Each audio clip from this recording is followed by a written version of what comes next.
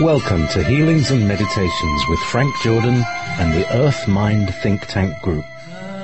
We welcome all listeners and chatters.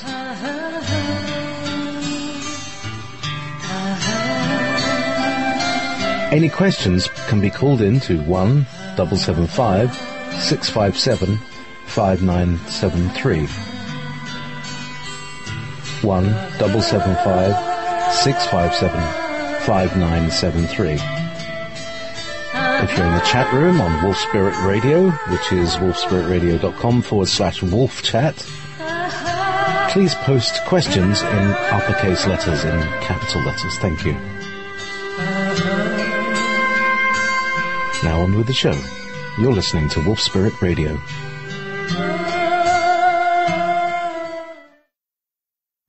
March 23rd, 2014. Healings and Meditations with Frank Jordan, the Earth Mind Think Tank Group on Wolf Spirit Radio and Ever Beyond Radio and No Borders Radio. Thank you very much. Good evening, Frank. How are you?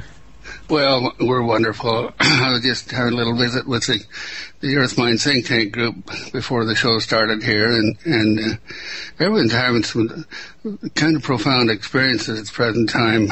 Right enough. With the galactic shift that's occurring, and the equinox certainly played a big part of that, of shifting out of the old and into the new, and us kind of wondering what can we do to create our new reality, and how can we all cooperate and become co-creators in that. And one of the things that's been crossing my mind is the realization that this is a cleansing and clearing process we're going through.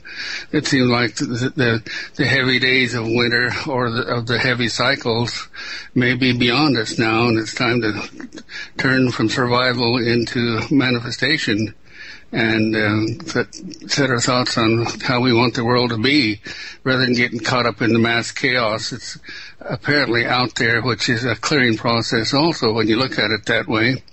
These people, like in Russia, are clearing off old passions and resentments and trying to find their stability point. And there certainly will be one, and because what's happening to us is happening to the entire world consciousness. The shifts that need to be made, or we would desire to be made, are those consciousness shift from domination to dominion. And so we do endeavor to empower that every opportunity we get. But the clearing process is so interesting because it's been observed, or I observe at least, that in history, every time there's a great buildup of domination and negativity and worlds or peoples, countries attacking countries, it seems like when that's all done with and they back off and reassess, then they become friends and the world goes on. But it goes on in a higher level of consciousness. Certainly the Germans' state of consciousness now is much different, we would hope, than what it was before the war, where their programming was that we have to dominate, we have to compete, and dominate if we're to survive. And they're a more cooperative group now, and certainly prospering a lot better than they were before the war, not only individually, but in the group consciousness. So it all works its way through. Some cycles may take years or hundreds of years or thousands of years, and some can be instantaneous. And we were talking about that, the shifts that are occurring within each one of us in the group as we look towards the future and look at our present state of consciousness and who we are and how we got to be here. And we realize that more and more how we hold ourselves in form by clinging to the past, where if we'd open up to the future and allow the future potentials to express and grow in our imaginations, we can create a future that can be entirely different. Because if each of you look at your past lives, say every 10-year cycle or something like that, you'll realize that you're entirely different people than what you were 10 years ago. And looking into the future, from this point, you might think, what do I want to be 10 years from now? And so this is cyclical progression, and that progression does not only happen with us as individuals, it is in the group mind consciousness also. That's how we become co-creators. So do you have any thoughts on that, anyone? I just want to ask you, you used the term hold yourself in form. Oh. Can you the things from the past, hold yourself in form? Oh, absolutely. How can you explain what that means on like from the beginning to the end of the cause, and from the cause to the effect? Well, it's one of the most important self-realizations we can have, is in observing what we are now at this moment of now, and looking at the past and what factors created this form that we are expressing now, or this life experience that we're having. We can come to the realization that, well, I'll give you an example of that. When Jane and I first came out here in Boise and become healers, we immediately were just the new kids on the block, but we could do exceptional things, and we did. For the couple of years that we were here together, we soon had much of the psychic community coming to us for healing and teaching, and just as things developed within us. And but we were still Boiseans. And then when we left to go to California, our intent was to go down and really get with the high-powered psychics and healers and spiritual people, and learn and greater understanding about possibly what was happening to us, because it was all spontaneous. We really didn't have any teachers. So when we got down into California, a strange thing happened. In our seeking for teachers, what we found were students that we had already developed and evolved beyond most of them in capabilities and understanding how things work. And it was creating a new reality for us. And yet when we'd come back home again, it would feel like a shift of consciousness occurred as soon as we came back to Boise or back to Idaho, and we'd be back to being the same people again. And even though we knew that we had grown considerably in the year or two that we had been gone, and so one night Jane sat down and looked at this very closely, and she said, "This is so interesting." She says, "We're different people in California. We think differently, we express differently, we are different people." And I made the comment, well, I think it's because we have to meet the expectations of everyone here who knew us before and expect to see us in the same form. And then the realization came to us that was exactly right. People hold us in forms of what they expect us to be, or what they experience in us. And in order to evolve, sometimes it's necessary to get away from those people, even relatives and friends and peers and things of that nature, so we can be loosened up to fly. Otherwise, we just keep repeating the same patterns of interacting with them, being held on their levels. And then I got to looking closer over the years. This goes beyond just how people hold us in form and become a limitation to us. It also applies to everything around us, Earth Mind itself. This is one of the ways I learned about Earth Mind. Was it's the physical location. Everything we do patterns us into form and holds the form of our reality there. And it's patterned into Earth Mind. And when I used to recognize this when I'd go back from Boise, I'd go back to the old ranch to visit again, my relatives up there. Immediately, I'd just walk right in that door and I'd become the same person. They'd ask me what I was doing, and I'd try to explain it to them. And they just couldn't comprehend that I could do those things. So finally I learned not even to tell them what I was doing. And then when I couldn't really communicate with them because they were not on the consciousness level that I was. And so when I would leave there, I would make sure I dropped my cowboy behind me when I left and came back to being the healer and the teacher again. And over the years, this is one of the things in the clearing work we do, is I help people to release the form that their relatives see them in. And this is a dramatic thing to see. Pardon me. When people let go of the form their relatives hold them in, or their friends, or even their relationships, and open up and turn in their creative process to expressing what they are now, rather than what they've been for many, many years in the past.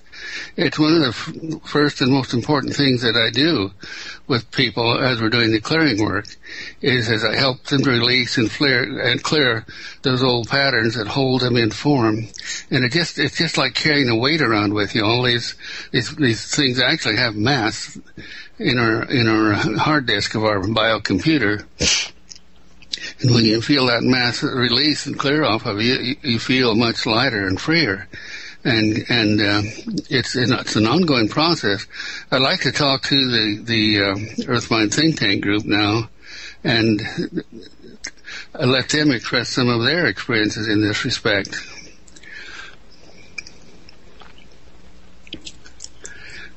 Anyone want to contribute?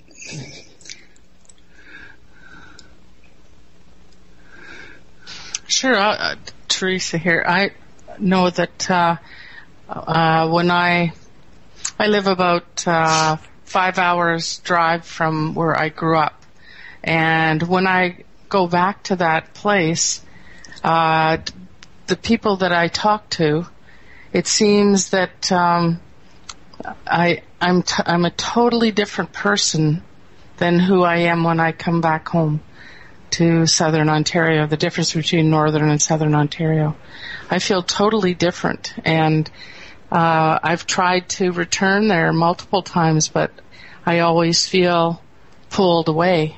And it's almost as though I lose a voice when I'm there. But when I'm here, I have a voice. And it really reflects what you're saying about when you moved to California with Jane and then returned. I think people do see us, and I suppose we see people too, and we hold other people informed too, and how we perceive them.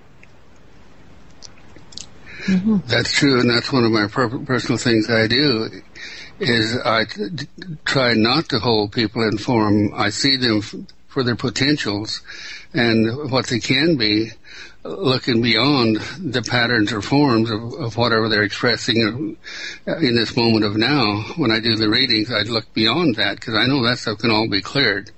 I look into the heart and the soul of these people, and I see, probably, yes, I'm sure, I'm seeing into their future and seeing what they can evolve into if they'll release these present forms. And that's what I work for when I'm doing the reprogramming work at the end of the sessions. I bring in the potential from the future of what you are growing into, and with that realization that you can experience it just in the session and then take that out with you into the world, you are a different person. I think that each of you who've worked with me have had an experience of that. Would you say that is true?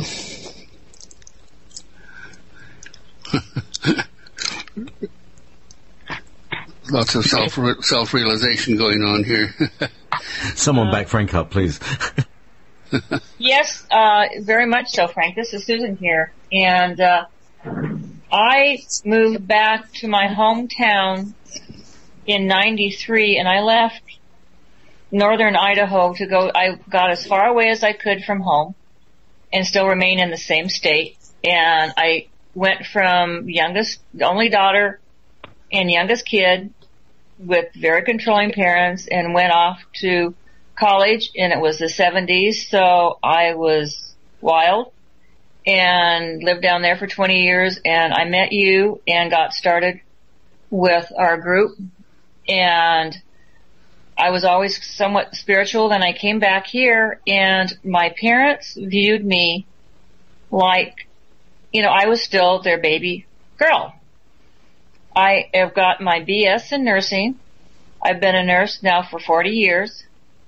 I had to be in town for 10 years before my father actually realized my daughter is a nurse.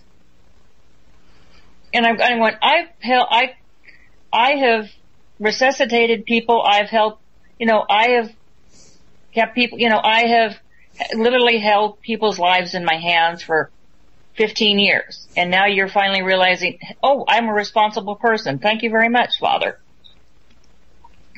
And I'm going, yeah, because that's the way they viewed me. And I have been spiritual all, doing the metaphysical thing. I don't know how many times, I'm like everybody else. I'm still clearing and releasing the person that I used to be. I lost my husband of almost 40 years a year ago. We were on our spiritual journey. He's still here, but he's on another plane. And I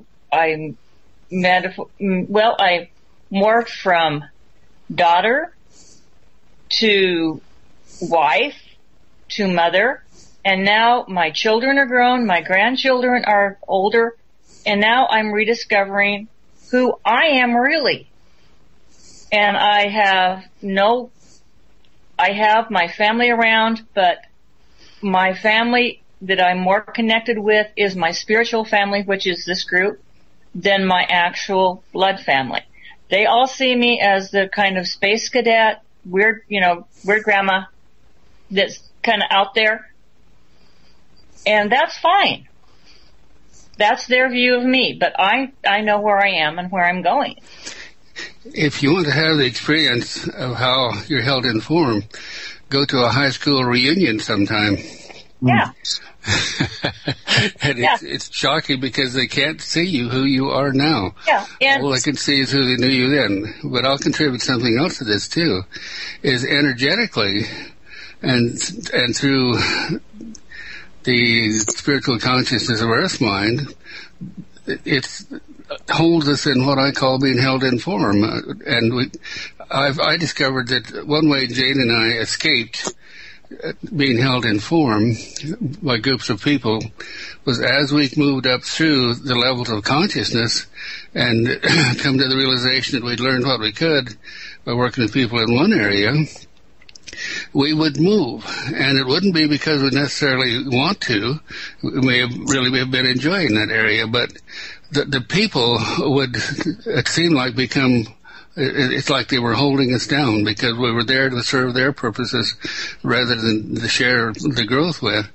And so we would move and immediately meet a new group, attract a whole new level of people who didn't see us in the old form, that could see us in whatever we wanted to express and teach or tell, and everybody would grow.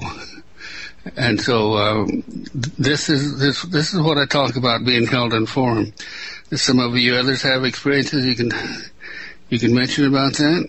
Well, Frank, David, can you hear me now? Yeah. Well, great. Yeah, I've had some connectivity problems. I'm not sure what was going on. But from my perspective, and I've discussed this even with you before, there seems to be a beautiful cascading effect. When you begin to have the realization of form and how you are held in form and how you hold others in form, there's a powerful freeing process that allows you to begin peeling off those forms, releasing them, and becoming anew. It's like there is a process of renewal and peeling off every one of the forms. So from my perspective, that's a very powerful tool. And even to this moment today, I had a conversation with my mother, who is rather older, and was discussing form with her and holding her in form and she holding me in form. And you would not imagine how she lit up when she finally it clicked to her and she had internalized what the discussion was about.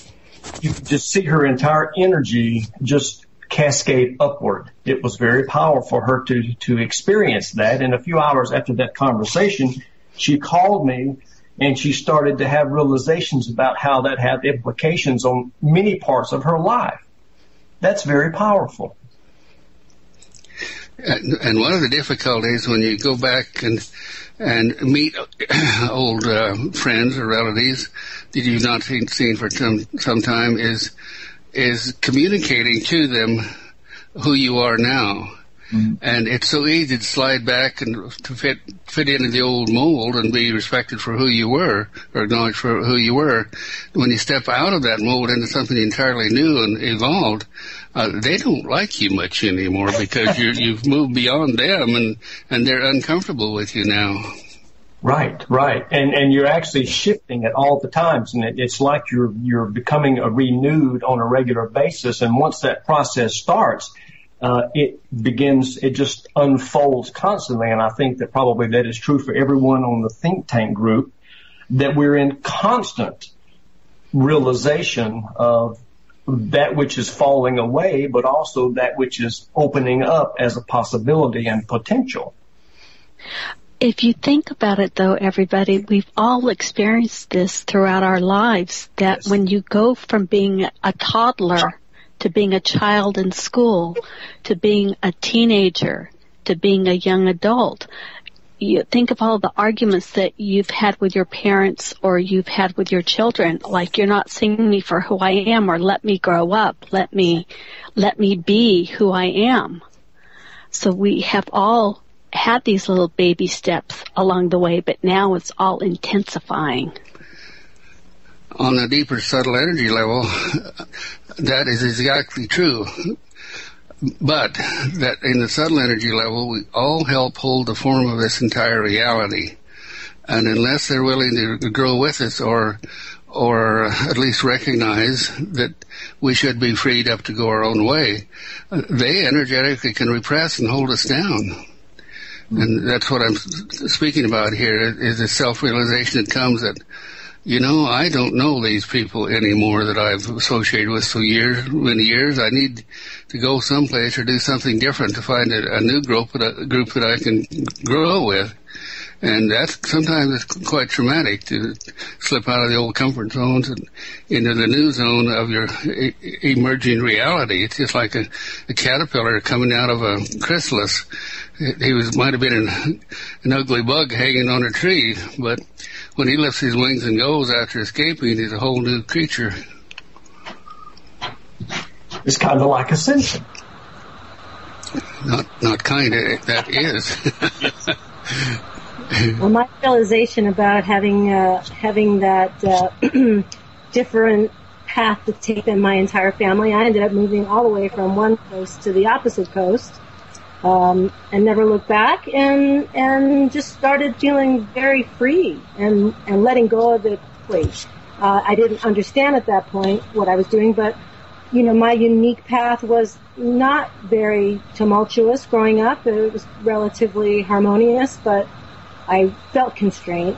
And so for me, it's not so much of peeling the onion, the layers of clearing. There's still some things. I tell Frank I'm very good at hiding things from myself, so I have to really, really dig to find things to work with. But it becomes more of the sensitivity, which I didn't think I had. Sensitivity, like other members of this group. You become very good at observing where you're at and where you're not, and compared to what other people have. And Catherine rightly pointed out, we are all unique pieces of a beautiful puzzle that support one another. And it dawned on me that my clearing work has gotten to the point of thoughts. I'm clearing thoughts before they lodge, before they project into my future. I can stop it. And like an example of being in a grocery store in a checkout line, and there's a few people in front of me, and I have forgotten to put my awareness around me, to be shining out love, love, love, only going out.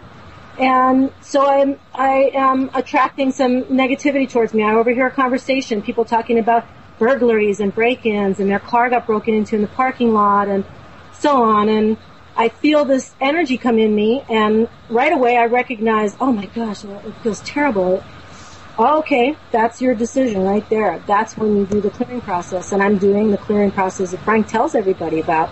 It was just like a really fast version that I didn't understand. That's what I was doing. That you switch off the frontal lobes, you back it up, you go back into your subconscious, you find that thought that you're programming into your memory, and you erase it. You get rid of it. Delete. Just let it go. And then move forward into a change of thought. And catching it that way, I think that's why I'm healthier physically, because I don't let that stuff sit. You hit an excellent point there, Diane, of how you download things from others and can feel the negativity that these other people in that checkout line or that area was experiencing. If you didn't have an old pattern of familiarity of having been in that zone, and if you didn't have that pattern within you, you wouldn't feel that. Right. So it's a matter of, again, self-observation and self-realization that when something out there is bothering you, look at yourself and step back and bring up that pattern within you that is either in harmony with that or recognizing it and allowing it to download into you. And that brings me to the whole clearing process. As everyone knows the basic clearing things and details we do in the clearing the way through higher consciousness work, of where you think about something and you'll feel it resonating in your system somewhere in your hard disk. And then you push that resonance out, you clear that pattern, that file or folder out of your system. That's basically what we all do, but if we don't take that moment of self-realization to when something's coming in that we haven't asked for, that is causing a disturbance in us or a jealousy or a dislike or repugnance, there's something in you that's receiving that. It's from somewhere way back in the past. Could be a parental pattern or something. So this is where self-awareness comes in and creating your reality instead of being subjective to it. And also, JP, when you were mentioning earlier about how the TV and radio and things like that, or newspapers, whatever, or just the field that we feel out there, those energies we're being bombarded with them, and we need to stop them and clear them. I know that I turned off my TV about 2.5 to 3 years ago, and I'm so much happier. I'm a lot less anxious, and I encourage everyone to turn their TV off.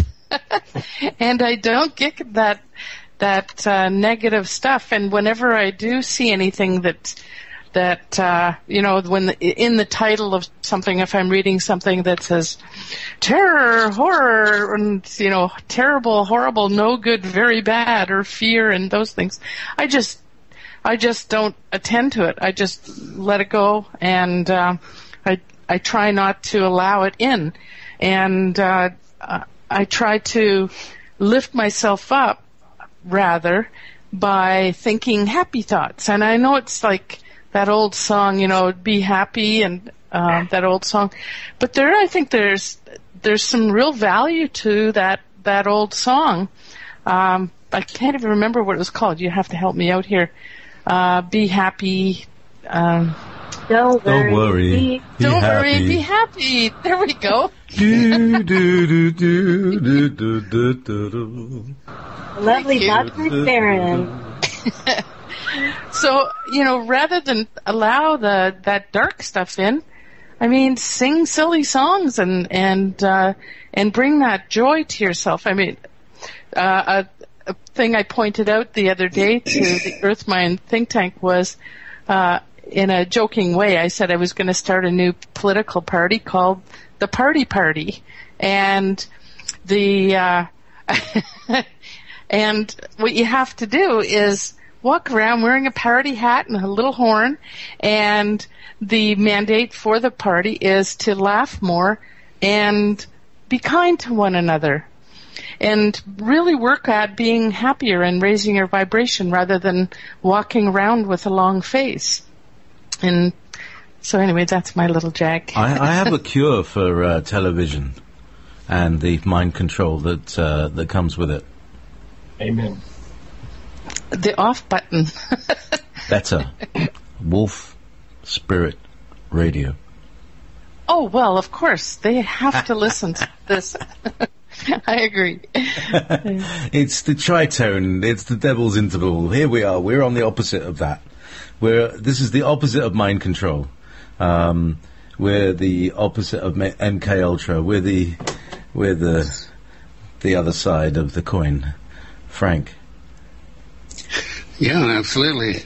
And that's where self-realization comes in, is realizing you are both sides of the coin, and which side do you want to reflect to the world? And that moment of now, in moment of choice, is where we do that. And in that moment of choice, if we have the realization that, oh no, I'm not going to express like that anymore when I get triggered, because that's not who I am now. You got to take that little moment to step deeper and clear that attractant in you, that the old program, and get it out of there. So when those negatives come at you, they just bounce off of your reality. They don't pull you down or depress you or take you out of your party. Greenheart is saying, Chris is saying he started the party back in 1994. There's probably been, that's the thing. The bad guys always want to break up the party. Basically, that's the whole scene ever through history. You know, there's the good guys and the bad guys, and the good guys are always having a good time. That's why they're good. And the bad guys are always maltreating each other, and that's why they're bad. You know. And this clearing work is actually the opposite of that, because we are actually experiencing the expansion of free will and our personal sovereignty versus the opposite. Mm-hmm. Exactly.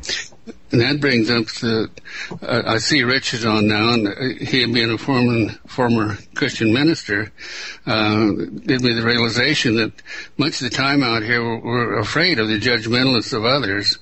And what is more judgmental than a really fierce group of Christians? And do you have anything to relate to that, Rich?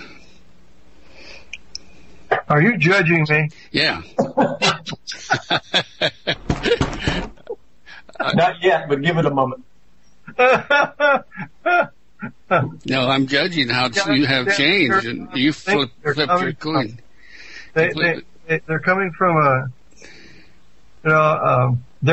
everything they do is under the perception of judgment. They're being judged by God. Right. So if they're going to be judged by God, then they better judge everybody else to make sure that they meet up to their standards. And I think a lot of this it's subconscious. I mean, there's a lot of loving Christian people out there that don't go around pointing their finger at other people, but there's a small segment that do, and those are the people that really mess it up. But yeah, you're right. It's when you're it's all about your foundation of thinking, isn't it? You know, where's your perspective coming from? Well, and the need to fit in. Jane said something profound one time. Fitting in means losing who you are. Yeah, I was watching Shirley MacLaine today on Oprah this morning, and they were asking her about her grandkids. I don't know anything about her grandkids, but anyway, she says, well, if they don't learn how to take on their own responsibility, someone else will do it for them. Amen. And that's pretty much sums it up. It's people don't want to be responsible for their own thinking and their own actions. Therefore, they become dependent upon someone else to tell them what to do. And that was the big rub that I got when I was in Christianity was, well, God, just tell me what to do and I'll do it. You know, it's not my will, it's your will. And then when you finally realize that God's will is your soul, because we're part of God, then it kind of throws everything back in your own face. And you have to realize that you're responsible for your own life, and you have to make your own decisions. Well, how can you make your own decisions if you're giving your power away to other people? So that's the big challenge for people to learn how to get their power back so they can learn to make decisions for themselves. What we were discussing, Rich, before you came on, was how we are held informed by others, and what we have to give up in order to fit in and their expectations of the form. And so that's exactly what you're talking about, is releasing yourself from the form and turning away from the old forms and know that you're walking into the future, creating your reality, not being subjective to it. Yeah, it's really interesting when you finally come to that point where you're free, or at least you think you're free, then you have to reevaluate what you want and what you don't want. And it was kind of interesting because when I got out of the insurance business and I finally retired, I started letting my hair grow long. And I thought, I'm going to let my hair grow long like it used to when I was in the 70s. And I moved over here to Maui, and one day I looked at myself in the mirror and I said, I don't like the way I look. So I went and got my hair cut again. And I thought, okay, I just learned a good lesson. I had the freedom to express myself any way I desired, and no one here judged me about anything. No one here on this island really basically I've ever run into has judged me about anything. And I was free to just do what I wanted to do and the way I felt good about myself. And it was liberating to be able to just decide for yourself what you really want to do. What do you want to really look like? How do you want to dress? I mean, how do you want to think? And that's so liberating that most people never have the opportunity to experience it. Because what they do is they're doing everything out of rebellion. Give you a prime example. Back in the 80s, I had a teenage son. And it was the big fad then for everybody to get earrings. I don't know if you guys related to that, but everybody was all the guys were wearing earrings, And this church I went to, they just made it such a big deal, that if you allowed your son to have an earring, then you failed God. And I'll never forget the time my son, he took a paper clip and made an earring out of it and wore it to church one day. And I swear I had so many people looking at me. They weren't looking at him. They were looking at me. How could you allow your son to do such a... Then I said, David, take it out of your ear. I'm tired of people criticizing me. We did it as a joke. It was just a joke. But it just showed the power of this group consciousness that we're in, and how we're just so manipulated that we don't even understand first of all, most of us don't even know who we really are, let alone what we want to be. And that's where using the techniques that we use to free our minds up is so important, I believe, to allow people to discover who they really are, what their soul really wants to do here. So, quite an experience. Speaking of earrings, I was on the ranch in the 60s and 70s, in the cowboy, and the only earring that would have felt comfortable to me that time would have been a cow ear tag. I don't know how that would have gone in the community. Well, they do that now. A lot of people, the ear piercing and the belly button piercing. I mean, it's so commonplace now that nobody even looks at it anymore. But back then, yeah, it was quite a cultural shock. I never could figure out whoever started that fad, but that was quite an interesting one. Somebody's tippity-tapping. Here's a different way to look at it. In my family, I feel like I am not seen. It's almost as if I'm invisible. And it's not an uncomfortable invisibility, but I realize that they're just not seeing the vibration that I am on, or the brightness of the light, or whatever term you want to see. And it's not my fault. It's not their fault. They're just not honed in on that particular frequency. They don't hear, they don't see, because they're not able to. And the hard part, should one ask you, you try to communicate to them. But I after years, I quit trying to influence them to my thinking. And as an entire family relationship on the Jordan side, there was only one that I could really communicate to, and that was my brother. And he's been right with me for the last 30 years. And that's out of dozens and dozens and dozens of extended relatives. Yeah, people can only see what they're willing to see or what they allow themselves to see and hear. That's been my experience also, and I feel like many of us on this path have had so much letting go. So most of our friends and family, and we've had to let them go with love. And that's been part of my journey, is the letting go. Mm-hmm. And then it opens the door, as David was talking earlier, for the new to come. As now here, look where I am with this incredible group, and I'm just so grateful. It's like closing the door to one, and it opens the door to something new. And it's the willingness and the courage to do that. Tell us more about your last program, JP, and what you were discussing then.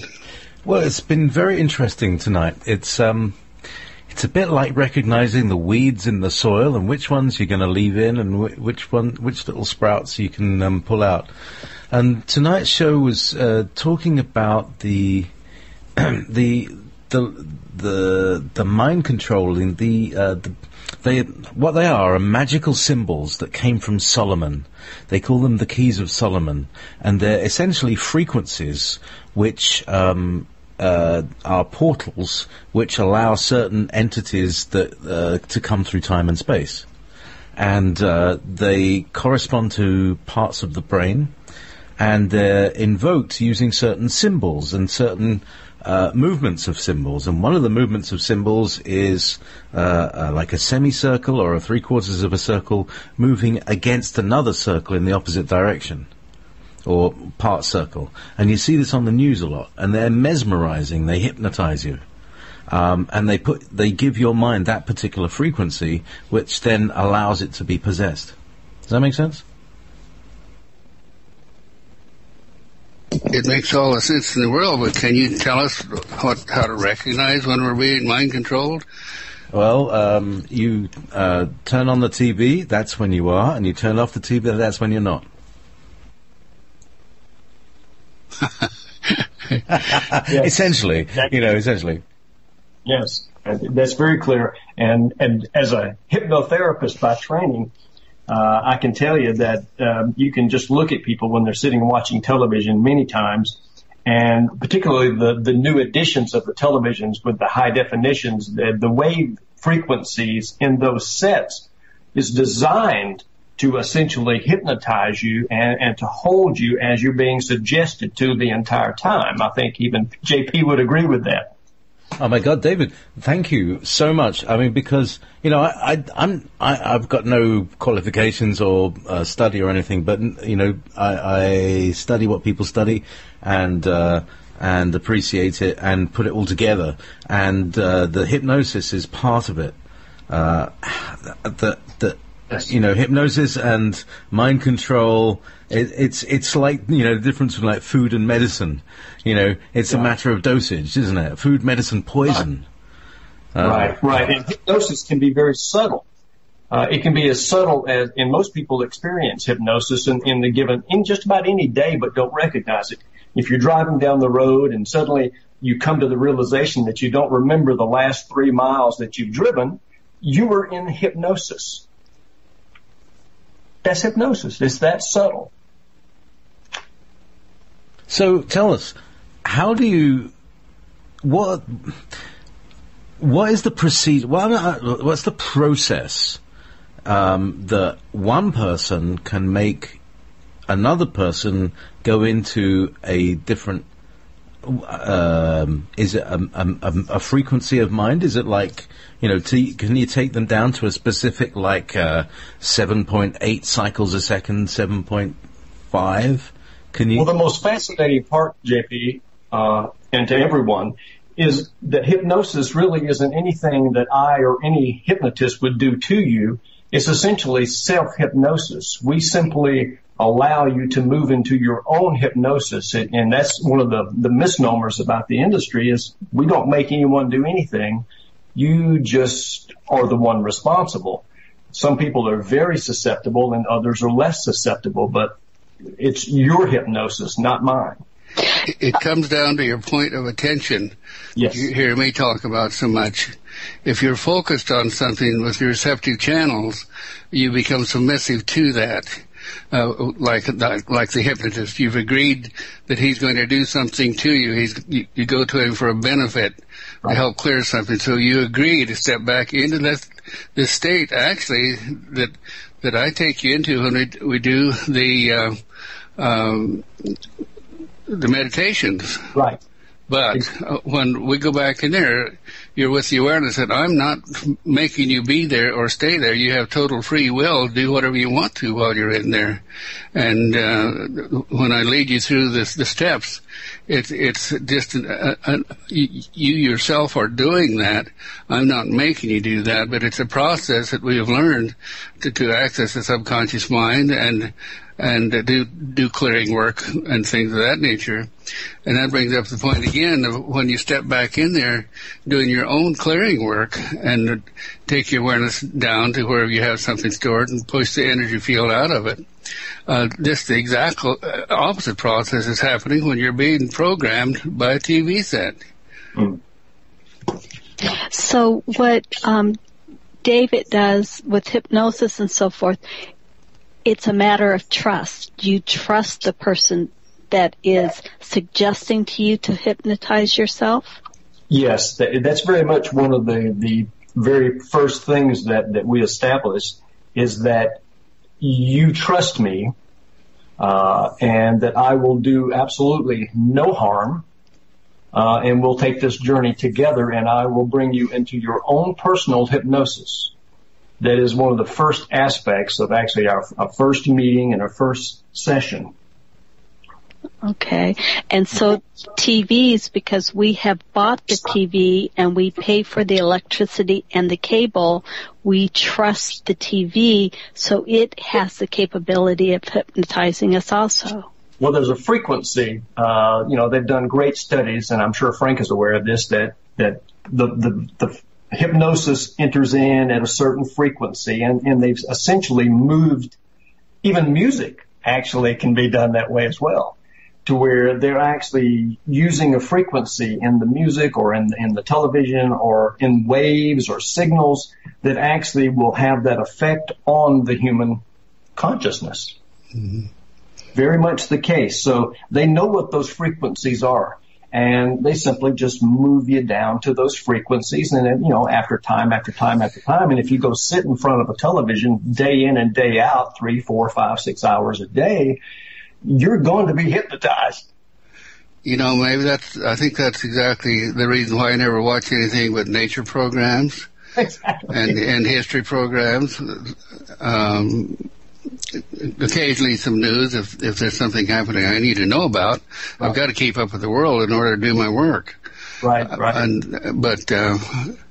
But now, Frank, you have to be aware that often, and this is what my guests are very much talking about, at the beginning of a news program is often a countdown of some kind, plus, for instance, if you watch the Kaiser Report, you see this kind of logo in the background doing this weird thing that's off Russian TV, and it's got these counter-rotating arcs just as they're talking. There are some TV stations, and watch out for it, they'll have some kind of countdown or count up at the beginning of the news program, and these are, and David can confirm, these are hypnotic triggers, aren't they? Yes, they can be. Uh-huh. So basically, you're setting up a hypnotic relationship, and then you're traumatizing someone. Well, essentially, you're opening up, and you're just being suggested to. And over time, if it keeps on every day, every hour, then you're more susceptible. And within a short period of time, it's like snap, and boom, you're in, and there you are at that frequency, and you're just receiving it. Just keep on going.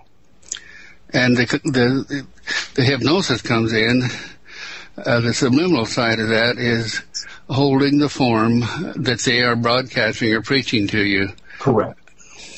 That's exactly right, Frank, because after a while it just reinforces and reinforces and reinforces, and eventually it shifts your concepts, your thoughts, and your opinions, which is exactly what they want. They want you to go by. They want you to feel this way. They want you to be upset and in anger. So over time, yes. Yeah, how do you choose between a Republican and a Democrat when once they get in power, they do exactly the same thing the other group was doing? But they have you believe it's different.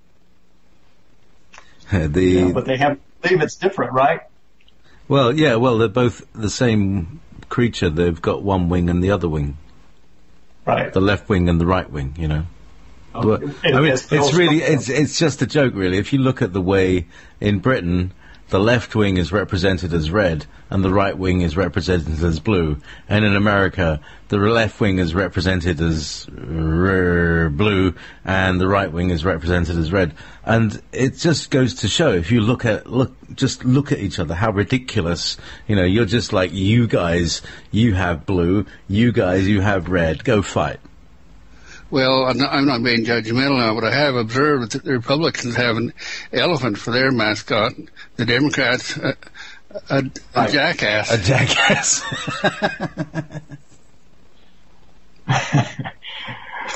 Okay. So, meanwhile, holding the form, this is a very interesting thing, this, Frank, and here's a question that I have. Is it possible that certain relationships that you have that have happened in past lives form a particular form that when you're with that person you drop into, or you can be pushed into, or you fall into, or somehow? Oh, absolutely. A good psychic, and everyone is a good psychic. They're just not aware of it. When you first meet someone, your entire system is on wide open scan. Your chakras are there's an energy field resonating out, mingling with their energy field and whatever's patterned into their chakras, and particularly the heart center and the emotional center.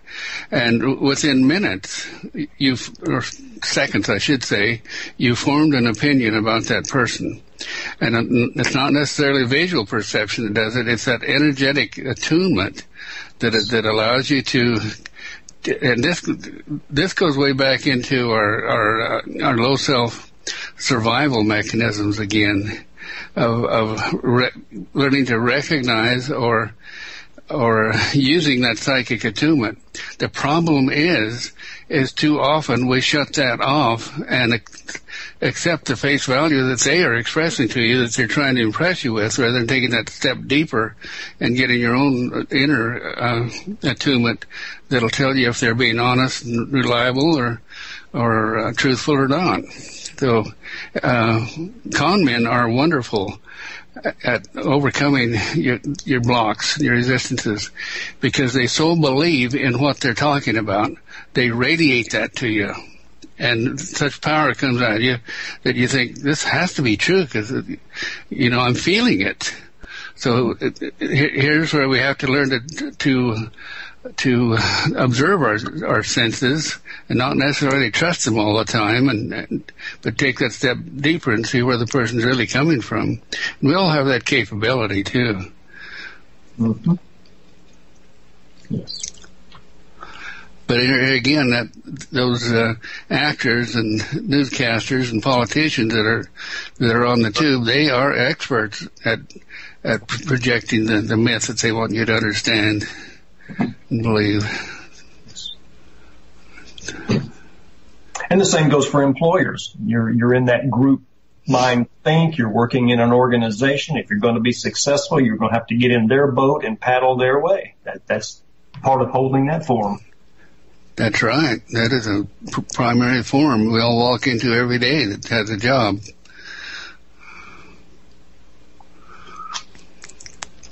So, how do we release the form? Let's take this to the next level. because what prompted the discussion prior to the show was some of the different techniques and things that the members were doing to do clearing work and to clear the receptors that get triggered by the negativity out there. Would any of you like to contribute to that?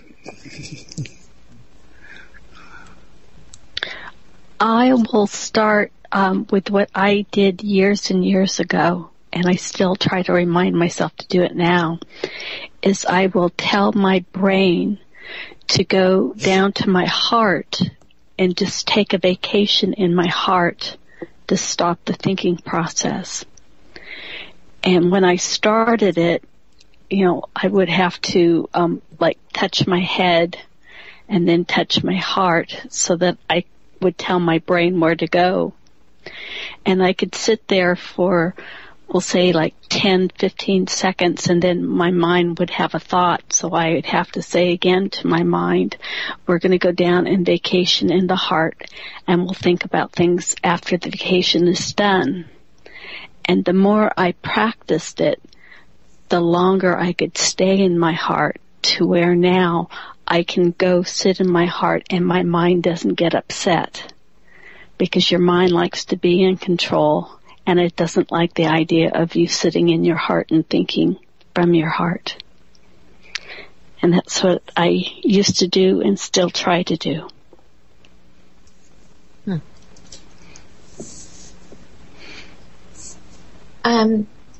I've had to go through a lot of emotion. I went through a lot of emotional trauma in my process. And so I had to spend years facing what was there. And so I did a lot of emotional clearing work by turning around and facing it. And it can get quite painful, and yet it was necessary. And what I'm finding with the work with Frank now is that I've reached a stage in my process where I wish I would have had this work that Frank does sooner. But just that clearing process that you have, and I can see the clouds in my field, and I can just imagine pushing them out, that I don't have to feel every little thing, because I was so determined to clear this, and that was the only thing I knew to do at that point. And I did a lot of other things as well.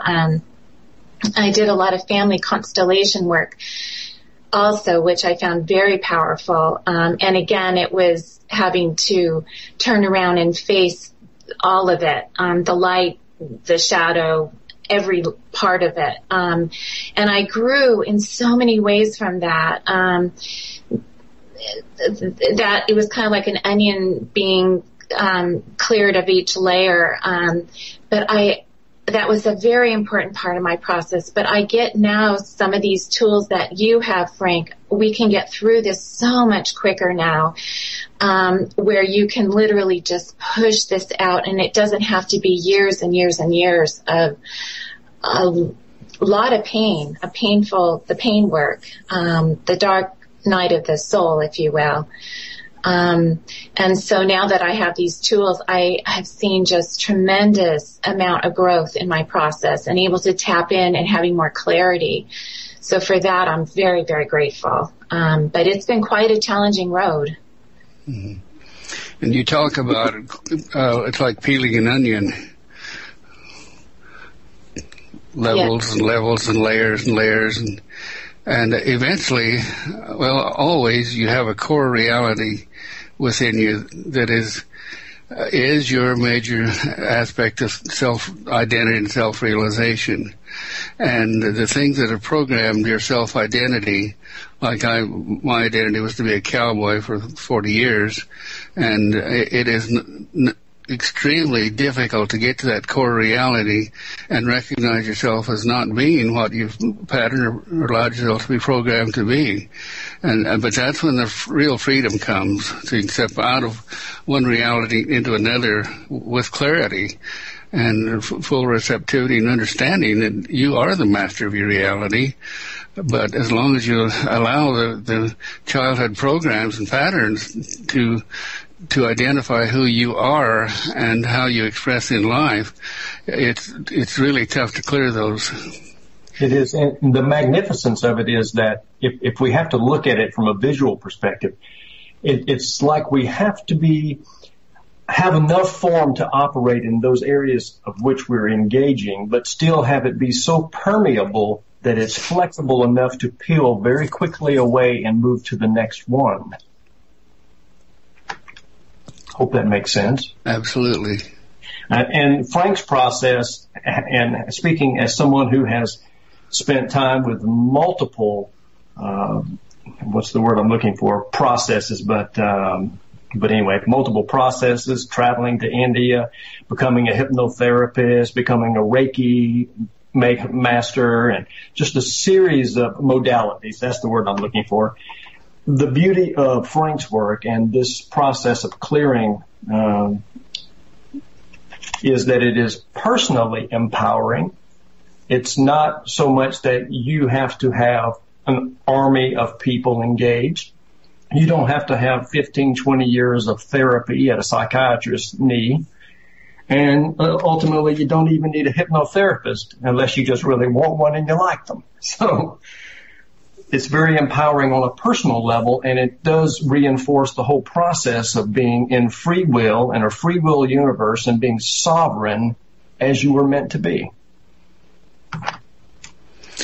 And every time you clear a pattern or form, you give the opposite potential the opportunity to be there, to express and manifest. It's like we have to clear what and who we are not, right, to discover who and what we are. Can I add something in here? I'm crossing a lot of souls over, and I always go through a questionnaire of why did you come to Earth? What did you learn? You have anything you'd like to tell me before I cross you over? And then when I cross them over, I follow them into the afterlife to their soul group, and then I get the chance to listen to them talk about their life on Earth. So what that's led me to do is, the other day I woke up in the morning and I thought, what do I want when I cross over? What do I want my reality to be as to who I am? And it got me thinking about we're in the process. We've been discussing what we want to clear in this life, but have we really thought about who we want to be when we cross over? Because we can create our own reality and become whoever we want to be. And so that's kind of where I'm going with the lessons that we're learning. Does that make sense? Oh, absolutely beautiful, Rich. I think that's realization there, Rich, is that we're moving into not just the fourth dimension, but also a higher dimension at the same time, because we don't just exist in one dimension except when we're tied to this physical form. But by releasing these lower blocks and patterns and forms and what we are not, it's opening up the potential of everything we can be, and we really don't have a clue of what that is. Catherine has some, I have some, haven't been there and back, but mostly we're not allowed to express that. It's totally experiential. Last night I went to a meeting. It's too bad all of you couldn't be with me to talk to a guy named Omar, who is UFO investigator, and he was in charge of helping the United Nations invest UFOs. Anyway, the story was this that he shared last night. These people from Venus came here. They even met with the United Nations, met with Eisenhower and Nixon back, that incident where Eisenhower had his little thing with the UFO. Valiant. Well, anyway, there you go. Anyway, he met this guy, and he was staying here in Maui, and then he described two civilizations on Venus. One is what we are attempting to achieve going into the fourth dimension. And he would describe this whole city portal and all these vortexes it was like the Merkaba and all this kind of stuff. And he was saying in that particular planet, these people are in this dimension, And it was like he was describing to me exactly what we're trying to manifest ourselves on Earth. Now, whether you can believe it or not, that's up to me. I don't know yet. I'm still trying to process this whole thing. But to me, it sounded like there's other civilizations that have mastered it, and we're trying to master it now ourselves. It kind of got me to sit up straight and pay attention to what was going on, because I thought we are projecting ourselves in times into these, Frank, we go to the crystalline palace, we see these things, and I'm convinced they're real now. I'm convinced that they actually do exist. And this guy pulls out a book full of pictures of the Syrians and all these other groups of aliens that he's met half of them. And I'm sitting, and he goes, I don't believe in psychics. I don't channel because I have to have hard evidence before I believe. So it's like, I have evidence. And he pulls out a book full of pictures of flying saucers and people. I mean, it's like, okay, I've never seen this kind of stuff before. Most of the stuff you see on TV is just what if. This guy's just throwing me pictures and stories, and so anyway, it got me really thinking. So, doesn't Andrew Bartzis get into that a lot, JP? Yes. I'm not entirely sure. He's taken a bit of a direction. I haven't seen him for a while. Let's put it that way. Well, what I was told was a lot of these UFO investigating people that claim they visit with these aliens, the government is basically telling them to shut up or they're going to get rid of them. They don't want the information shared. So I don't know if that's true or not, but that may be one of the reasons why we see some of these people, like the astronauts. He was telling us the story of they sent 11 astronauts to a planet and they stayed there for 13 years. Well, who's ever heard of that?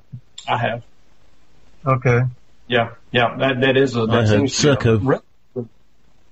Serpo, yeah. It was Planet Serpo. They were talking about that. And so, I mean, there's a lot of stuff out there that's been written.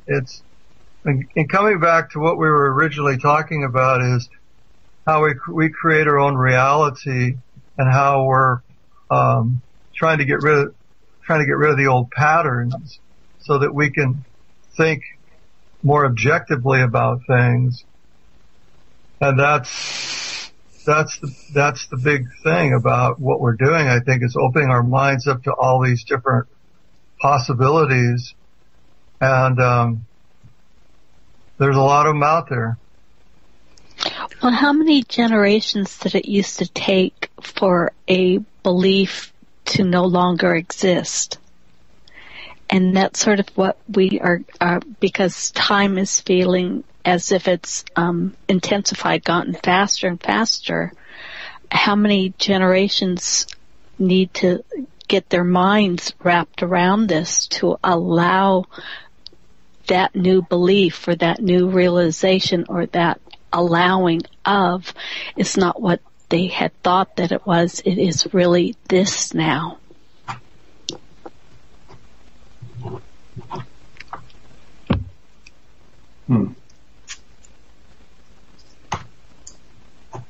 Shall we take a break while we think about it?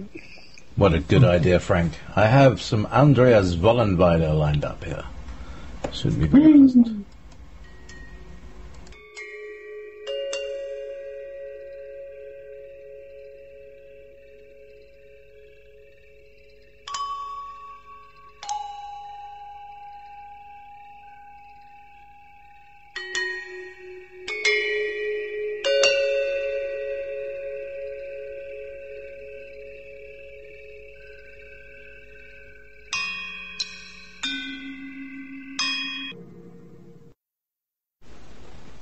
Welcome back.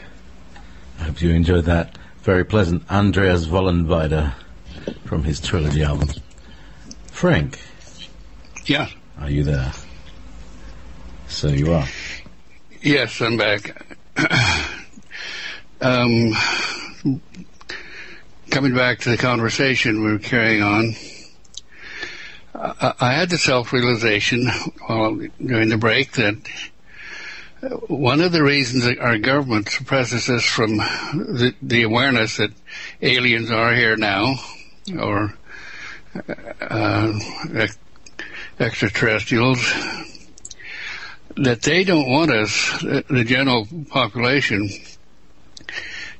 to realize that most of the galaxy out there operates in dominion after having gone through their period of domination, and the governments and the religions and the educational societies will lose their power if suddenly we begin to learn from another source besides the one they feed us.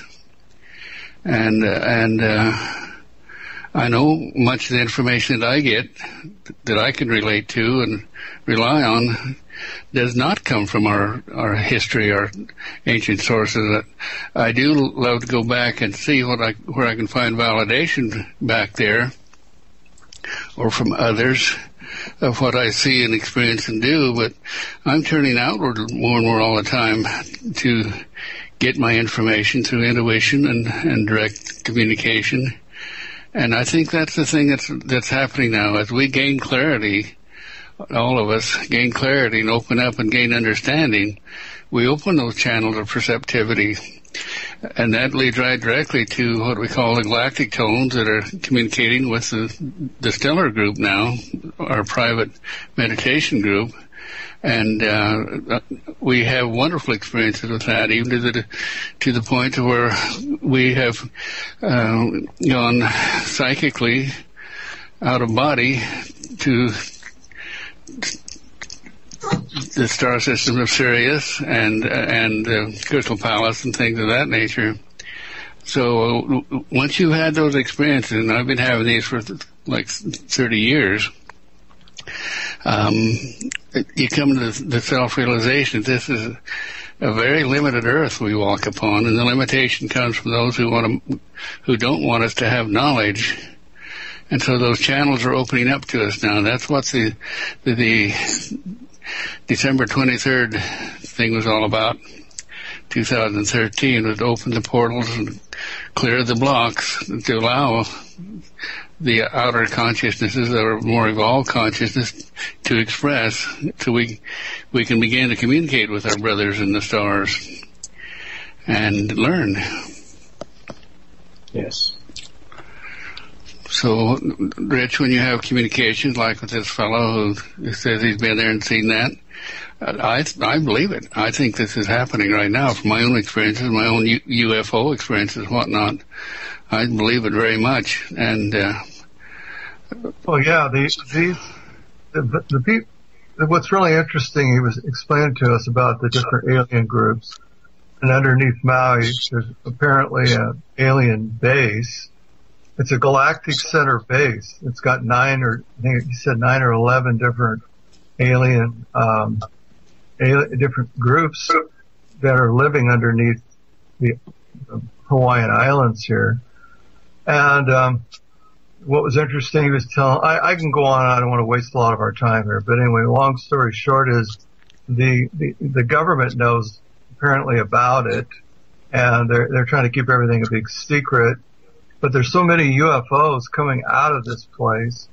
I mean, there's literally UFO sightings every day off these islands here, and nobody. I saw 2 of them one night when I was just fishing at night. They just come right out of the ocean. So it's like, most people here, I believe, they're not really awestruck by the idea of it. But it's when you're going back to the very thing you first started saying, Frank, about the governments here, they don't want the people to have control. And it's one of the few planets left that is not in dominion. And these other planets, like Venus, they came and they offered us the technology for energy throughout the world, cure all of our diseases, show us how to, plant crops and do all this stuff. And they said no. Eisenhower told him, come back 100 years, you'll ruin our economy. So it's really basically a small percentage of the people that really don't want this. I think if it was really exposed to the general population, most everybody would be really upset with our governments for withholding this information. But it's eventually going to come out, but it's, groups like ours, we're trying to open up the consciousness of the general population so they'll think for themselves. That's really the key, because after the government and the United Nations turned down these offers, they came back and said it's up to the people to decide what to do for themselves, because they're not going to force their hand upon us. So it's it's universal law that they can't interfere with our development. Yeah. It's our ball game. I guess we're going to have to learn to play ball, huh? Yeah. I think that's why it's important that we learn to listen, and by listening, opening our telepathic capacity, so when these galactic frequencies, we're calling them, comes in, that we can not only just download the feelings and sensations and opening the opening of our own skills levels and whatnot, but we learn to listen telepathically to him. I know now, when they come through, I step back and am opening up those telepathic channels, and that there are others that I've been involved in for years and years and years that are direct channels that just speaking in my mind. But this is a unique group that's coming in now with the galactic tones, and I think we'll get to bring these out to the Wolf Spirit Radio group soon, as soon as we have the capacity to be the receptors of what they're trying to teach us and deliver to us. Then as it goes, we pass it on into the consciousness of Wolf Spirit. Everyone will know that they can trust us with this. Well, I was told last night that the government has a computer system set up to program the people as they were basically sending subliminal thinking frequencies through the computers to program the people to believe certain catastrophic events are going to happen. Mm-hmm. So, I mean, I don't know, and then the aliens are communicating by telepathic means. This guy had a manual on how to connect with the people in Venus. Mm-hmm. I don't know, it just goes on and on and on, but yeah, you're right, Frank. It's just, we need to learn how to communicate and learn. And, he said, this guy warned us, he says, don't be taken in by people that are predicting dates. Like October 6th is supposed to be when our economy completely just goes to hell and that kind of stuff. What does that do? It creates fear. And programs that happening. Exactly. And that's what we don't want. Yeah. So we have the strongest ability within the human being, and that is the love from our heart. And that's where we need to always go and regenerate. You can push anything with enough love, or accept anything with enough love. And if you stay true to the love within yourself, it's going to permeate out of you, and fear will be a thing of the past. Well said. Do we have any healing requests tonight? Well, let's have a look here. We know we have one from earlier from Norm, which, just finding all the right windows here. Where is the window here? I see one from Free Sovereign. Oh, that's the one, yep. There we go.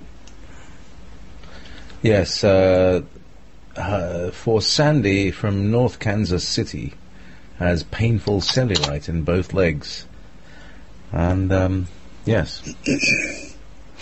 Okay, let's all shift into our healing mode now. And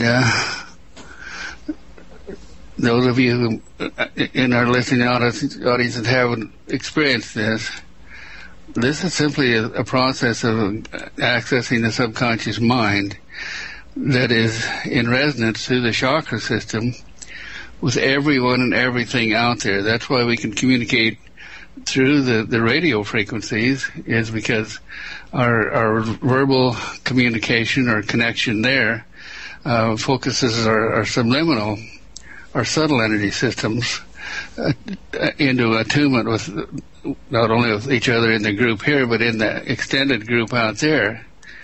So it's the first thing we want to all do is get into this state of healing consciousness, so we all become healers, literally. And when someone has a request, by focusing our intent and through one person, which is myself, or whoever requests the healing, we can direct the appropriate healing frequencies and shift the consciousness and clear the mental emotional cause of most situations, and people just do heal.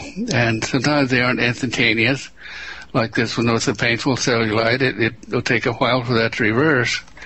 But Sandy will have to do her part of that responsibility, which is exercise and do other things to help break that up, the cellulite, so that it can be cleared out of her system. But we can certainly clear the thought forms and even the genetic predisposition for that happening. So take your awarenesses to your forehead now and begin to move at point of attention. This is where the power is in this point of awareness. Move your awareness right straight back into the soul center.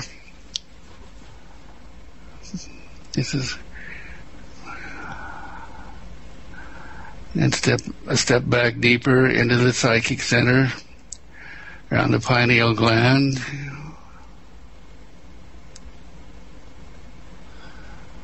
And you feel yourself unifying our intent now through the psychic channels.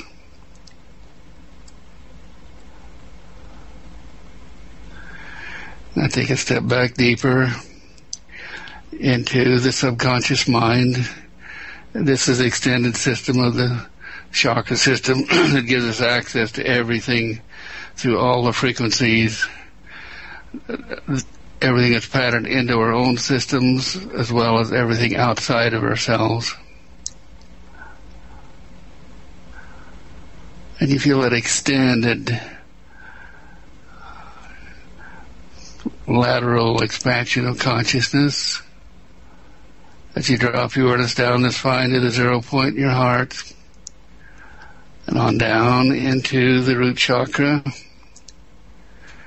and down into the earth mind, negative polarity of earth, the female polarity.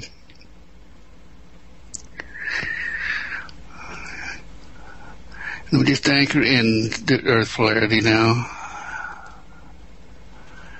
And then take awareness back up the spine again, through the crown chakra, up into oversoul, the male polarity. And that union of the male and female, positive and negative, is what gives us the power of manifestation through the 0 point. And this is done through the heart, through the resonance of our hearts, with compassion, true love, compassion, desire, and will for the person to heal. So as you're focusing on Sandy's cellulite now, extend true compassion to her and this condition she's experiencing. Feel it in your heart. Reach out with your heart and wrap around Sandy and inspire her subconscious mind through her chakra system to see the pure and perfect condition. That's why we say the little mantra, through the power that crieth in us, to the pure and perfect condition. We see Sandy in the pure and perfect form at this time, and we see it in the now as though it has already happened. She has our compassion, our love, unconditional heart love. And the power comes in the energy that you transmit to do this, and you feel your hands getting incredibly hot. That's the galactic flow coming through that we are directing with our consciousness.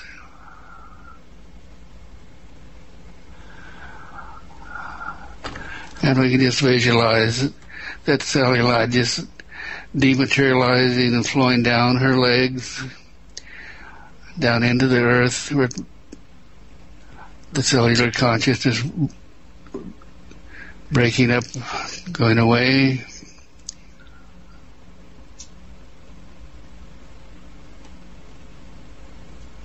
Frank?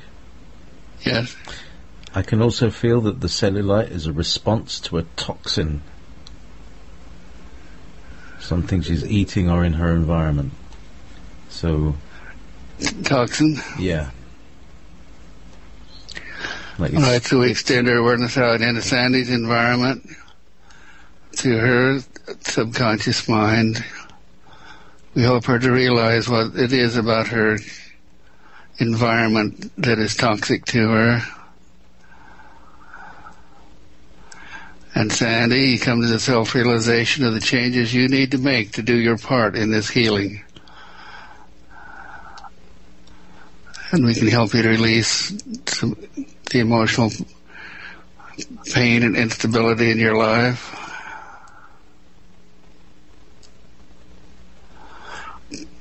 And you, with your intent, create a positive life that you want to experience from this moment forward.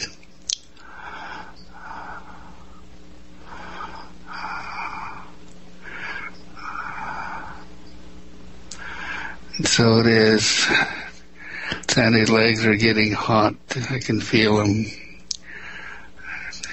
And the cellulite breaks up into it's actually the subtle energy field washes away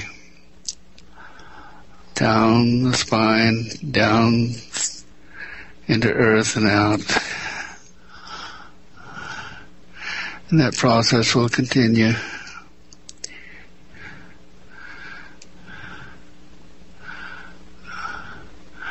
Okay, moving on down, I see we have Marianne McPherson. Sounds like she comes from Glasgow, but she's from Ontario, Canada. She's suffering from anxiety and insomnia, which actually seems to be quite prevalent these days. All right, Marianne. Let's tune into Marianne now. We go by knowing who a person is through resonance, through Earth mind. We can go directly to Marianne in Ontario, Canada, and we literally can feel her anxiety. And Marianne, I'd like for you to recognize something now. This anxiety you feel is, number one, is because of your extreme sensitivity. So I want you to close your receptors in your system now too. The exterior influences around you, particularly in your throat chakra, feel that. Close that off so that you're not just downloading negativity from your environment.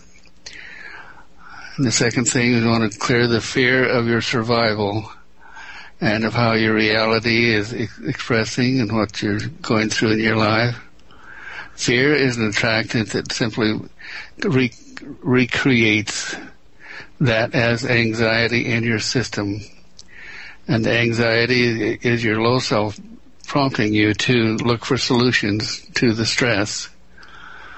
And so a good way to find solutions to the stress things is to go into meditation and just visualize, fantasize, working whatever you're stressed about, working the problem through the solution and releasing it. The subconscious is incredibly literal. It believes everything you imagine or fantasize about. So you can create your own release of anxiety by bringing to conclusion everything around you and about you. I'm feeling some very strong things. I want you to release those right now while we're here to help you. Let go of the things that cause you anxiety and lack of sleep.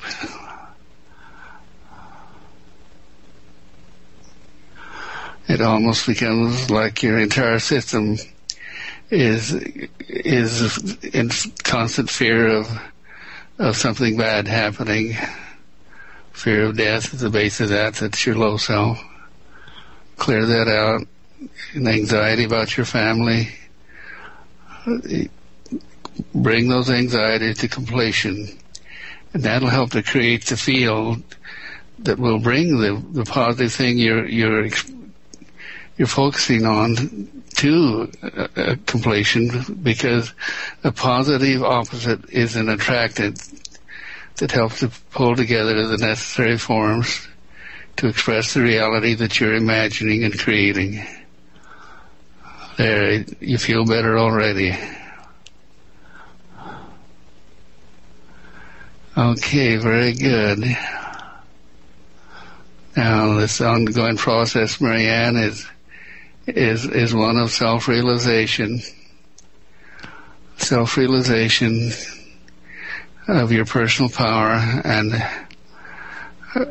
what you came in to be and recognized. And we've helped you come to that self-realization before and become that person now in this moment of now.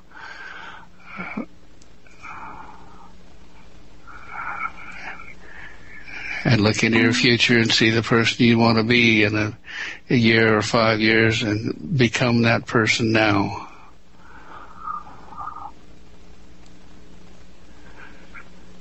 Very good. Now close. Now, JP, with request, I'd like to ask for a healing of all those people who are trapped in the form of others. JP, that's a wonderful request. And the way to do that is through Earth Mind. You just drop that desire into Earth Mind and feel that every response of Earth, the chakra system of Earth itself, resonating this desire out to everyone who is held in the form of others who are trapped in the ability to express their personal power. We send this in the wave as a wave of prayer around the earth, a wave of clarity and freedom, that people may find their true path, the true self-reality, become co-creators in the future rather than being held in the past.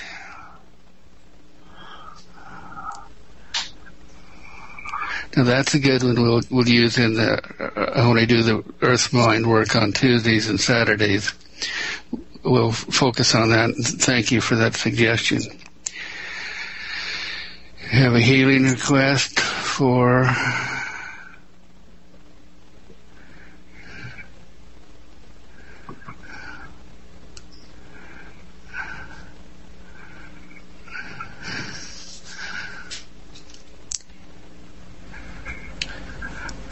you have this is coming from Cynthia. This is for Nick, who's age 15, Milwaukee, depression. So you have to be careful with people with depression, don't you? Yes, we do, because depression is simply the fact that their center of consciousness has been taken down through lack of self-worth, or perhaps in this case a lot of negativity around him. And his point of his resonance point is in the low self, and that's why he feels the depression. And his fight is to get up into the middle self and higher. so that he can express the familiarity of a positive life and a future. And at age 15, a difficult time, because he's seeking self-reality, understanding who he is and what he can be in the future. And so what we do is just wrap Nick now in a flow of unconditional love. And we're going to shield this from the thought forms, the shock and the trauma of the house where he lives and the earth mind underneath him. His grandfather killed himself in the home 3 years ago. We'll also do the Book of the Dead for the grandfather to free him, so his presence is not felt in the home any longer. We'll do that now. Through the power of the cards within us, we open the portals to grandfather's afterlife, releasing from the home, and release grandfather from Nick's low self. Grandfather was actually his low self, his low soul was indwelling in Nick and bringing his depression into Nick, and the reason that he killed himself. So we clear grandfather's low selves from anyone in the family who experiences depression. We clear the home.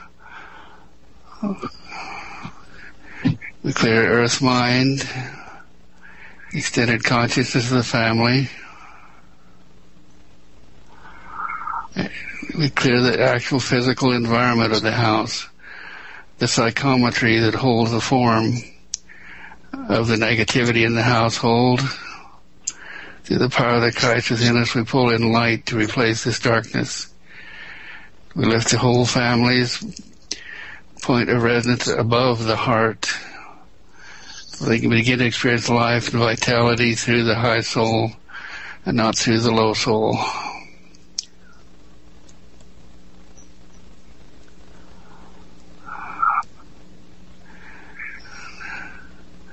And so it is.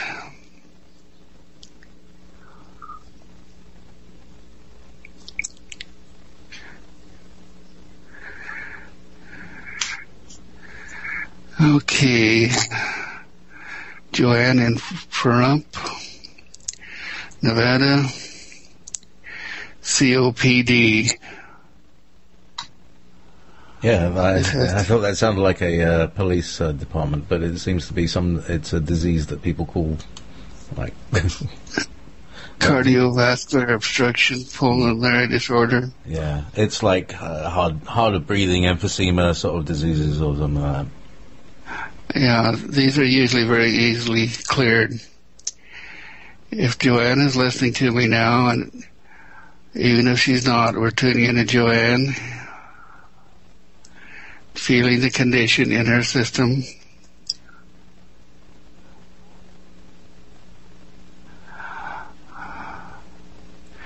And the power of our united will, the resonance of health and vitality in our extended group here, we direct that pattern into Joanne now.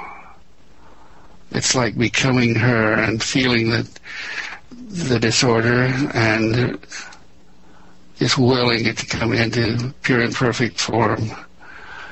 See the power of the Christ within us. We see Joanne's COPD disappearing. Tissues becoming normal. We reach back in Joanne's history to when she had pure and healthy lungs, before she did anything to destruct those lungs from thought forms or smoking or any other condition. We bring forward in the standing ways Joanne's pure and perfect condition now.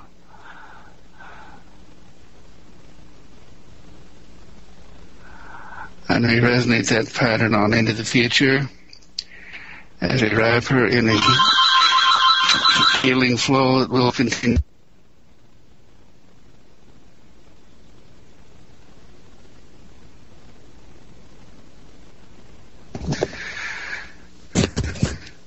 We continue the healing.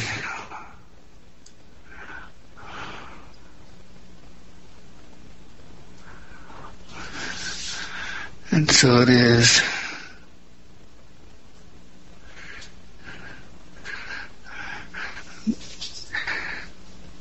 All right, Dave, I think this one probably came from you.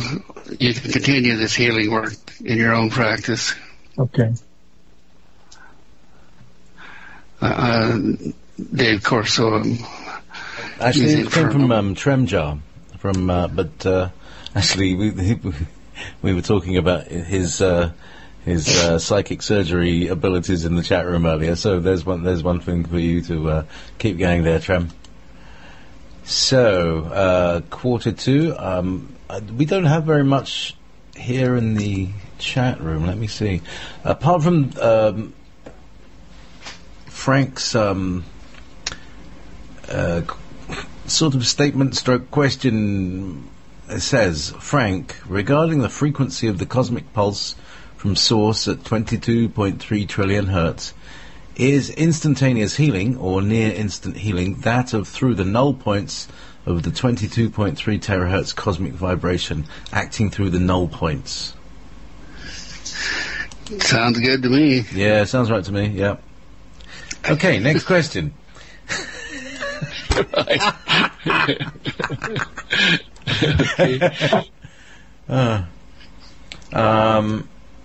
Well, there we go. Yeah. Well, here's a thought.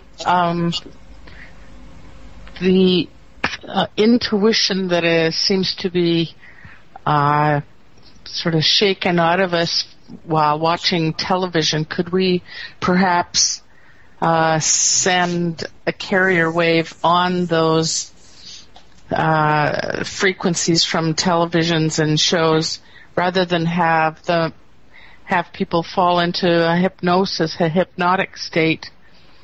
Perhaps we could send the frequency of awakened intuition. That's a wonderful idea, Teresa.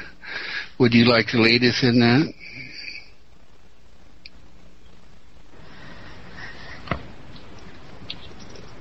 Okay. Okay. I'd like us to visualize the projected intent that is sent via television, visual pulses and sound pulses, and I'd like it to go into a bubble and be scrambled, and those particles demagnetize and just turn to dust.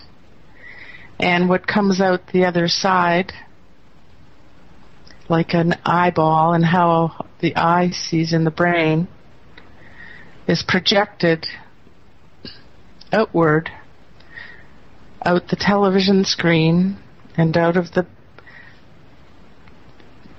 the sound systems, and received through these new frequencies a light, a frequency, a sound that is very attractive to those observing the television or radio, and they're awakened, their intuition awakens, and it dusts away, takes away those numbed sensations, and it's like a beam of beautiful, radiant sunlight pouring down on you after a long, cold spell, and the joy of awakening to that. And so it is. Rachel, can you give us the tone, and we'll amplify it and carry this around the world for you? Okay. Hi.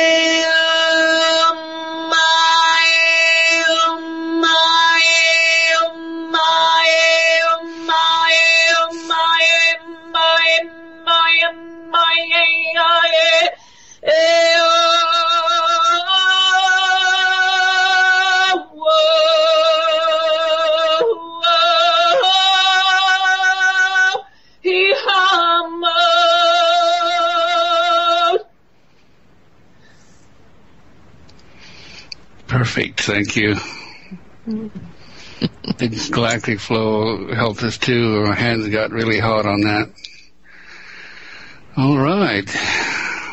It's still ricocheting around the world. I can feel it.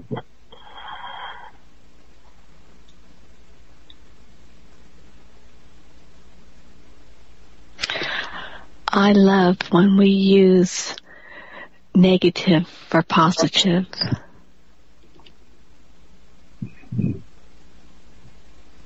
So, we have a couple more just coming in on the last, before the gate goes down. Victoria of Vista, California, has MS. She can hardly walk. She is about 50.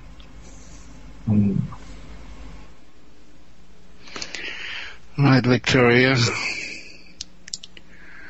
We're all focusing on Victoria of Vista, California. And we realize that she has, that this is called, MS is caused by mental, emotional patterns that were created many years ago. So it's to send her a wave of energy resonating back in time, way back in time, before the disease ever appeared, to help her to clear the choices in her reality that reflected in this disease. We see her system as a resonance waves coming back from that period of time, carrying forward the healthy vitality, Victoria, as she is now in truth. In this moment of now, the healthy Victoria is still there. So we simply blow off the resonance, the appearance, the identification with the disease, blow all of that away from the, laterally away from the 0 point, allowing the pure and perfect Victoria to resonate forward in time.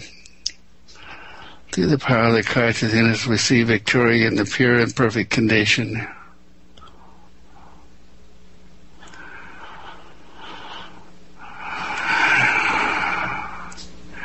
And so it is.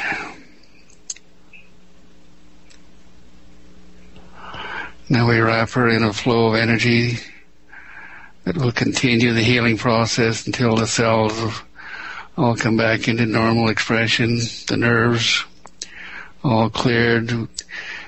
We rewrap the nerves, the myelin of the nerves.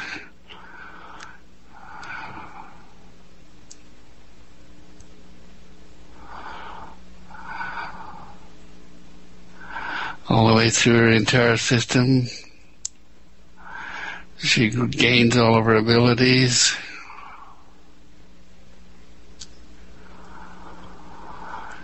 And we do this with great empathy and love.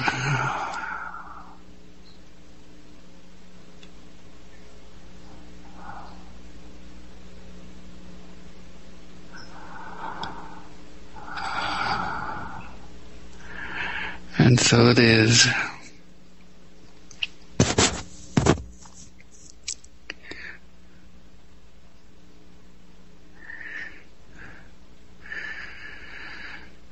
I have a request. I have a little request. My neighbor, Natasha, is only about 18 years old and a beautiful violinist and is in university, and her hair is thinning on her, and she thinks it might be stress related. But she asked for a healing from us. All right, Natasha.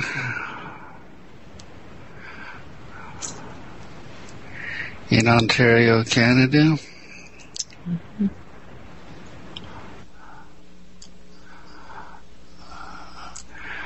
Natasha, you are a beautiful being. When we tune into you, there's just a glory of light in you that expresses through your music. You do have patterns that would block personal self-worth patterns that are creating this other situations within you of disharmony and discontent and imbalance in your system. And we ask you now to release. Just go back in your history and release everything in your environment and your past family life that would keep you from seeing the beautiful person you really are and the power and beauty of your music. Natasha, through the power of the Christ within us, we see you emerge like that butterfly from its cocoon, being transformed into the beautiful creature you really are.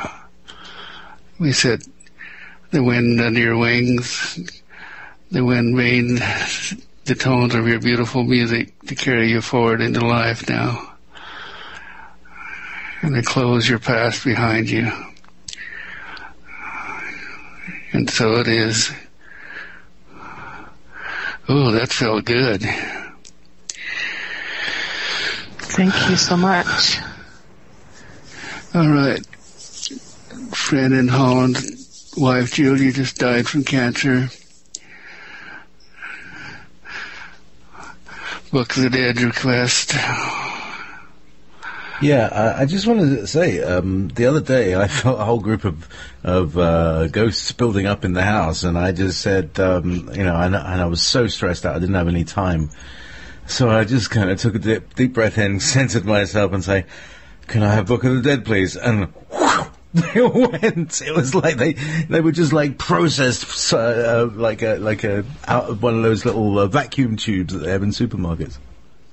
Yeah, that's exactly what Rich does with his own methods. He clears hundreds of people that way. All right, Julia, dear one, it's time for you to be released now. I feel the love of your family for you. It's time to release now, and empathetically, it's time to let them go and clear them of their sorrow. Death is just an essential part of life. So we release you through the power of the Christ within us into the light.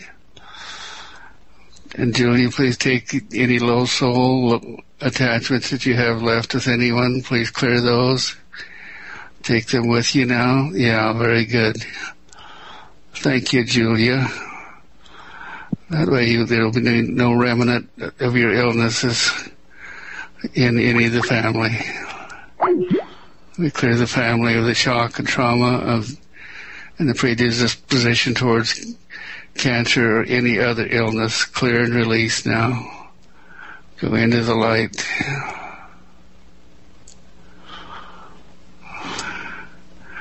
Good.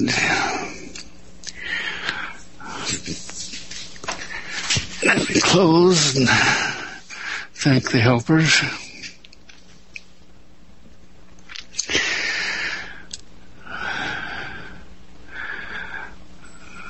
Okay, who's next here?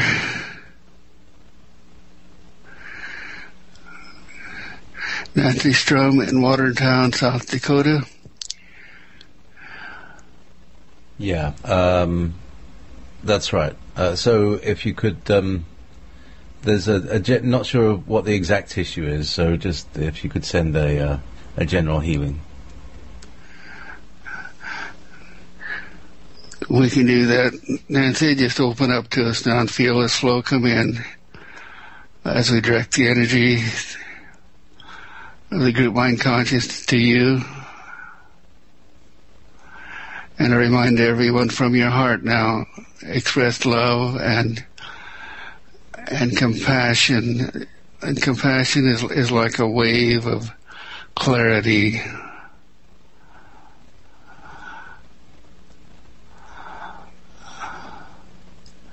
To Nancy Strum.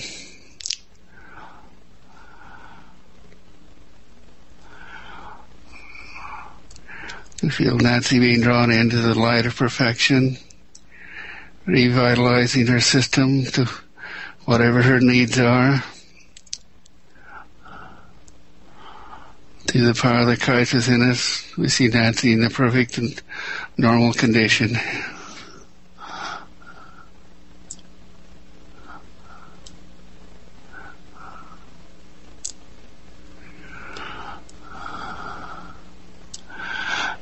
Okay, very good. Thank you, everyone. Thank you very much, Frank. I think that's about it. And we've had some feedback from Trem thanking us, and she was tuned in, Julia. And thank you from Nick and Frank. Thanks for Victoria. So thank you, everybody. Bless you, everybody. May you ride the cosmic pulse with everybody else. And we all ride it together up to the next ascension. This has been Frank Jordan and the Earth Mind Thinking Tank. All right. Bless your heart. Good night, everybody. Good night, DB.